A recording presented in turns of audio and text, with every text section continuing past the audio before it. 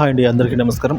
Welcome to my channel అండి. Shock ఇస్తున్న కొత్త వైరస్, ఇవన్నీ మూసివేత, పూర్తి వివరాలు అయితే తెలుసుకుందాం వీడియో ద్వారా. వీడియోని ఎక్కడే కానీ స్కిప్ చేయకుండా చివరి దాకా చూడడానికి ప్రయత్నించండి. అప్పుడే పూర్తి ఇన్ఫర్మేషన్ అర్థమవుతుంది. వీడియోకి ఒక లైక్ చేయండి ఫ్రెండ్స్. వీడియోలోకి తెలిపోదాము.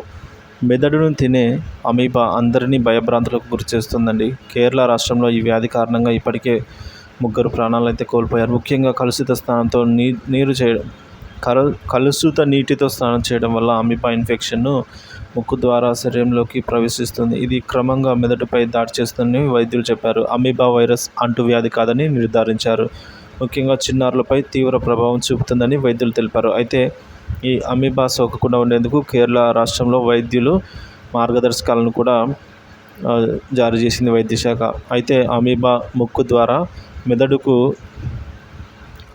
అనే వైరస్ అనేది ముక్కు ద్వారా మెదడుకు చేరిన వెంటనే మెదడులో కణజాలాన్ని నాశనం చేసే ప్రైమరీ అమీబిక్ అనే ఒక పార్ట్ని పిఏఎం అంటారు అనే పార్ట్ని మెదడు ఇన్ఫెక్షన్కు కారణమవుతుంది. సాధారణంగా అమీబా మెదడులోకి ప్రవేశించిన 5 రోజుల తర్వాత లక్షణాలు ప్రారంభమవుతాయి. కానీ అవి బయటకు రావడానికి 1 నుంచి 12 రోజులు పడుతుంది.